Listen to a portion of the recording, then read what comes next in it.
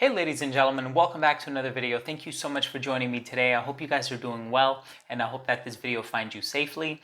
And in today's episode, we're going to be taking a closer look at the newest release by the company Azzaro. This one is a 2020 release, and it's called Azzaro Wanted Tonic. So make sure to stay tuned.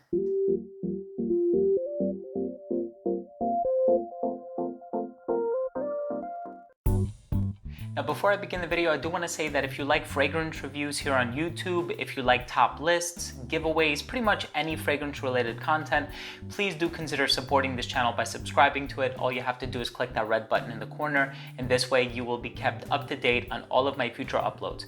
So here it is, 2020 release, Azzaro Wanted Tonic. So we know the original Wanted came out a few years ago. I think it initially received a little bit of attention because of the presentation. It certainly looks like a revolver. And then we had Azzaro Wanted by Night. That is a fragrance that I purchased, and I actually love that one. I think it was my favorite release of that respective year. Here we are in 2020, and it seems like we're starting to lighten things up. So with a name like Tonic, you're really expecting it to be this sort of panacea, this cure-all, this fragrance that is maybe a Swiss Army knife. It's versatile. It could be worn whenever, wherever. I think a lot of times we'll look at the bottle, and that's typically indicative of the fact that this is a lighter fragrance, lighter colored liquid. So this is one that's likely to do better in the hotter weather. And I do find that to be the case with this one. So I do think that it was timed properly in terms of its release. However, you take a look at the note breakdown, and it does have some heavier notes in there, like the patchouli that's in there, but it also has some light notes like the ginger and the lime, and it certainly is a fragrance that is on the lighter side. Now, of course, for somebody who is into the house of Azzaro, and perhaps you'll own the original, you own some of the other flankers that they released, Wanted by Night being one of my favorite ones, if not my favorite one, you know, one of the questions that I'm sure is going to arise is this one worth checking out? Are there enough similarities between the original and this newest flanker? I'm hoping that I have the opportunity to answer all of your questions in this review. Let's start things off with the presentation. So the presentation for this one is quite similar to other Azzaro Wanted presentations that you might have seen in the past. This is the 100 ml size, and this is eau de toilette strength. The serial number is punched into the box on top of the UPC, and the ingredients for this fragrance are printed on the back towards the bottom. You also have this little graphic on the top of the box. And here we have the bottle, which is reminiscent to the chamber of a revolver. The cap for this fragrance does click into place very securely. You can pick it up from the cap. And the distribution on the atomizer is a little bit narrow, but it gets the job done. Let's continue with the smell. So the opening of this fragrance is really bright, and you can tell that there is a little bit of that citrus going on in here. The lime definitely makes itself known, although I can't necessarily say that I pick up on lime per se. I think it's just a combination of different citrus ingredients, and of course I think everything about this fragrance is synthetic, but that can be said about 95 to 99% of the designer fragrances on the market. Once it starts to transition into the heart, you are going to get this sort of clean floral thing going on in there. And the only reason I say that is because I do have experience with Lotus Pour Homme by Issey Miyake, which was a mid-90s release. And there's actually something about this fragrance that does smell similar to Lotus Pour Homme. So when I smelled this for the first time, I thought to myself, this seems kind of familiar. There's something about this fragrance that I am immediately able to pin back to something that I own and that I actually do quite enjoy. I actually have purchased several Lotus Pour Homme flankers, and there is that similarity going on in here. Now, of course, it would be unfair to say that it's the same exact fragrance or that this fragrance is a clone of that fragrance. I certainly don't think so. At one point when I read that it had this ginger note in there, something made me inclined to say that it had a similarity to Burberry Sport Ice for men. And that one is really, really heavy on the ginger, very spicy. This one, not as spicy. So it does have this sort of clean white floral thing going on in there. And again, I say that because Lotus Pour Homme contains lotus, and lotus is a floral ingredient. So there's something similar to that going on in here.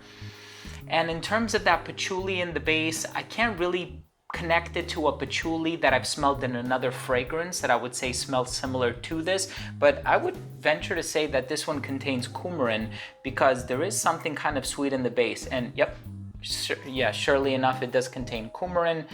citronellol, geraniol, eugenol. Eugenol is found in clove and bay leaf. Geraniol is also found in geranium. It has that very bright sort of minty vibe going on in there. And yes, there's a freshness to this fragrance. There's also something slightly sweet in the base. And I think that that's kind of the only thing connecting it to the original and some of the other flankers. For me, when I think of the original Azzaro Wanted, I think of a fragrance that is very heavy on the tonka bean. And that kind of goes in line with a lot of the modern and contemporary designer releases on the men's side. So you think of Versace Eros, you think of this fragrance, you think of Jimmy Choo Urban Hero, I think it's called. You think of Davidoff Run Wild, Invictus Aqua. All of these fragrances sort of give off that vibe. And I think this is Azzaro's attempt to sort of capitalize on that, but also taking it in a slightly fresher approach. Now, here's my thing. I do think that this is a very safe, very pleasant, very easy to wear fragrance. And I think also if you are going to end up wearing it around somebody who is familiar with L'Eau de Pour Homme from the mid-90s, you might also be able to strike up that nostalgia factor. However, I think that Azzaro Wanted is one of these lines that with each flanker it seemed to be getting better and better and better. And now we have something that would almost fall into that sport genre or that sport category. And I think that there has been this sort of general understood wave of dissatisfaction in regards to fragrances that would fall under that genre. So I think people smelling this that already have that distaste for the sport genre are going to be inclined to not really like this one. And it also is not the type of fragrance that caters to my personal taste in terms of something that really intrigues me and something that wows me and something that makes me want to keep going back there and smelling it again and again. But in terms of a very fresh, easy to wear, easy to pull off fragrance, I do think that it checks off all of those boxes and you're not necessarily going to offend somebody. But again, you're watching the review of a guy who loves fragrances like Lolita Lempica's Eau Masculine, Angel Men by Thierry Mugler, and fragrances that typically lean sweet, and that's something that's not really going on in this fragrance. So that's why I say at the end of the day, it's really just personal preference, wear what you like, get your nose on it yourself, for yourself if you can, and make your own determination as to whether or not something is worth your money. But let's go ahead and finish things off with my overall assessment. Now, first up, in terms of the uniqueness and the overall smell, I don't really find this to be a unique fragrance, unfortunately. It does kind of smell like L'Eau de Pour Homme, but it also has some ingredients in here that I've smelled in other fragrances. And so for a fragrance like Tonic, it would have been nice if they almost had this sort of fresh, spicy fragrance, but maybe not one that is not so reliant on the note of ginger. And I know a lot of this is so much easier said than done. It takes a lot of time and thought and effort and creativity to compose a fragrance, but I could have imagined this going in a slightly different direction, and one that is maybe a little bit more synchronistic with the marketing for this fragrance, you know, kind of like this bad boy, this wanted poster sort of an attitude about it. But anyway, I do think that this is a rather easy and safe to wear fragrance, but the overall smell is one that's going to be incredibly appealing to people around you. I think you're also going to be inclined to receive quite a few compliments on this one as well. In terms of the longevity for this fragrance, I got about 6 hours from it, so that is pretty decent for a fragrance of this particular genre. Projection on this one was pretty good for the first 2 hours. Like I said, it does have a lot of that citrus thing going on in here, and so for those first 2 hours, you are going to be noticed. It is going to jump up off your skin. I don't want to say that it ever radiates well beyond an arm's length, but you are going to get noticed as long as somebody enters within your personal bubble. In terms of the versatility, I find this fragrance to be incredibly versatile. I think anybody of any age can wear it, although it does lean a little bit youthful.